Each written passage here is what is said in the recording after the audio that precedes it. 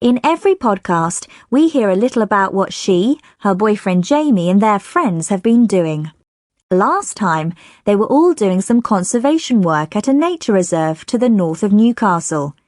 This time, Carolina and Jamie are in a restaurant. So, what are you going to have? I'm not sure. Have the fish and chips. It's traditional. Fish and chips? I don't think so. What's the problem? I like fish and I like chips, but not like that. It's so, heavy. Well, I don't see why... British food is so strange sometimes. British food is very good, actually, if you try it. You liked my mum's cooking, didn't you? Yes. Let me see. I think I'll have the vegetarian pasta. How long have you been a vegetarian? About 5 years now. Don't you miss eating meat? Not at all. I don't really like it anymore. Are you ready to order? Well, I am. Carolina? Oh, yes. I'll have the steak, please. How would you like it done? Oh, I like it pink, still with some blood. Oh! Not cooked too much. How do you say that? Rare. So that's one steak, rare. And for you, sir? The vegetarian pasta for me, please. What does the steak come with? Chips and a mixed salad. Oh, okay. That's fine. And to drink? Do you want wine? Yes, okay. Do you? Yeah, okay. Can we see the wine list, please? Thanks. I'll come back in a moment, sir. Oh, the wine's expensive. It's always the same in this country. The wine is the most expensive part of a meal. Let's just have the house wine. Red or white? I'd prefer red. Okay. Excuse me?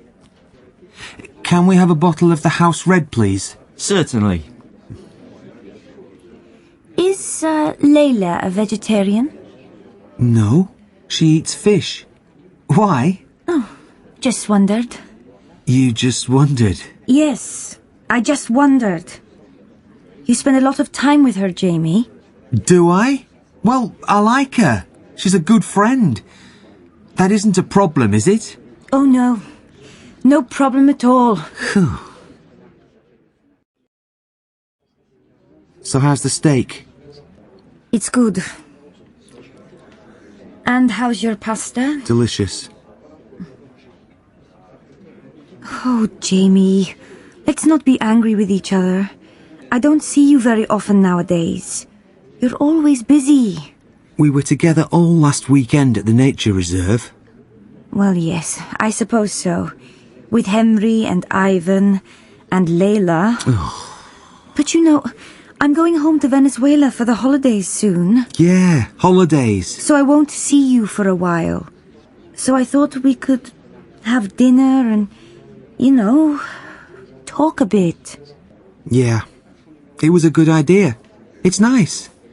We're talking. Yes, but I meant talk about... What? Talk about what? Oh, never mind. Forget it. Eat your vegetarian pasta. So, do you want another coffee? No, thanks. I'll get the bill then. Can we have the bill, please? Your bill, sir. Give it to me. I'm going to pay for this. Don't be daft. I don't want you to pay for my dinner. I invited you, so let me pay. Please. I want to. Okay then. Well, thank you very much. How much should I leave? For the waiter? For the tip? Yes, the tip. About 10% is usual, I think. Let me put in the tip if you're paying. 10%. No, it's okay. I've got it. So, when are you leaving? Friday morning. Oh, Friday. Well, I'll call you before you go. Perhaps we can have a drink or something. Okay, that would be nice. Call me. Oh dear, that didn't sound very happy, did it? I'm sure it'll be fine, you know. Jamie should go to Venezuela to visit Carolina. That's what I would do. I'm sure you would. Have you got a joke for us? I have. I was going to tell you a different one, but Abby reminded me of this one. Come on then, let's hear it. Right, well, a man goes into a chemist shop and says to the pharmacist, "Excuse me, but have you got anything for hiccups?" The pharmacist looks at him for a couple of seconds and then suddenly reaches across the counter and thwack! Oh! Slaps the man's face really hard. "Ow!" says the man. "What did you do that for?" "Well," says the chemist, "you haven't got hiccups now, have you?" "No, I haven't," says the man, "but my wife out there in the car has still got them." Very good, I like that. But listeners, that's all from me and Ravi for this podcast. Don't go away because Tom the teacher will be here in a moment. And be sure to listen next time when we've got a very special guest with us. You can write to us at learnenglishpodcast@britishcouncil.org. See you next time. Bye. Bye. You are listening to a Learn English elementary recording brought to you by the British Council. To find out more and to access language activities and audio scripts, visit our Learn English website at www.britishcouncil.org/Learn English. Hi, I'm Tom. I'm here at the end of every podcast to talk about some of the language you heard in the programme and to talk about ways to help you learn English. I'd like to start today by listening to some questions we heard in the podcast. Listen to Tess ask Ravi a question here, and listen to Ravi's answer. I didn't know you spoke Spanish, Tess. Solo un poquito. Okay, you can stop now. Have you been taking Spanish lessons? Yeah, I have. Tess asked Ravi, "Have you been taking Spanish lessons?" And Ravi answered, "Yes, I have." Now, Tess's question was a yes or no question. Ravi's answer could be simply yes or no. But he said, "Yes, I have." We often answer yes-no questions this way. Listen to another example. Is your granddad still alive? No, he isn't. He died 2 years ago. Did you notice the difference? Tess asked, "Is your granddad still alive?" So Pete used the same verb in his short answer. No, he isn't. In the first example we heard, Tess asked, "Have you been taking Spanish lessons?" So Ravi answered, "Yes, I have." You use the same verb as the question to make the short answer. So, if the question is, "Do you like football?" your short answer can be, "Yes, I do," or "No, I don't." Question tags work in a similar way to these short answers. Listen to this. And just think how good it'll be in Barcelona when you can do things in Spanish. Ordering meals, buying postcards, talking to girls.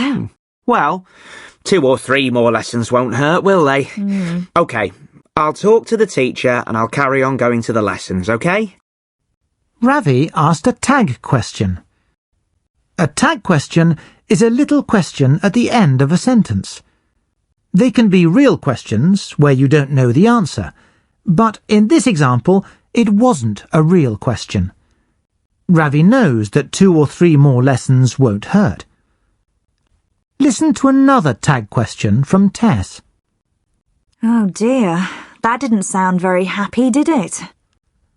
Like with the short answers to yes-no questions, the verb in the tag question depends on the verb in the first part of the sentence. If the verb is negative, like, "That didn't sound very happy," then the tag question is positive.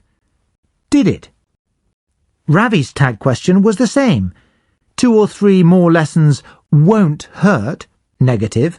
Will they, positive. There was one more example, in the joke. Ow, says the man. What did you do that for? Well, says the chemist, you haven't got hiccups now, have you? No, I haven't, says the man. There's a tag question and a short answer in that one. Did you spot them? Now, let's move on. Carolina and Jamie were in a restaurant this time. Listen to a little bit of the conversation in the restaurant.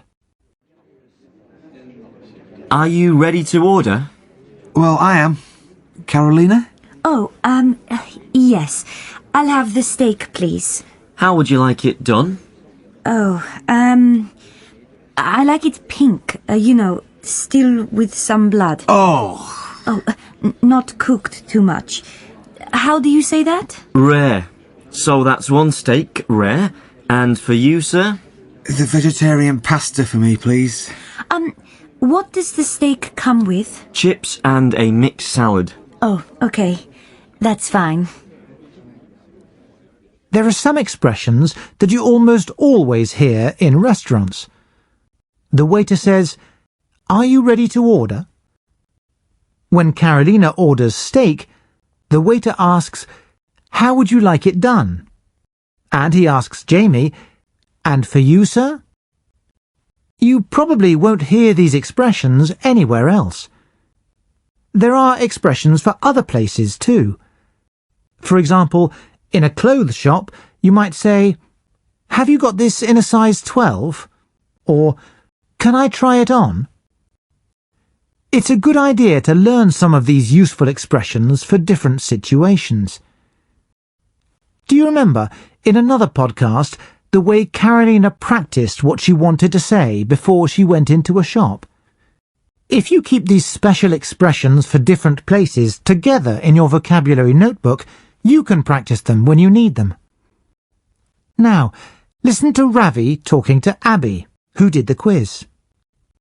Where are you calling from, Abby? From Manchester. Sorry. Another Mancunian like me. Great. Have you got hiccups, Abby?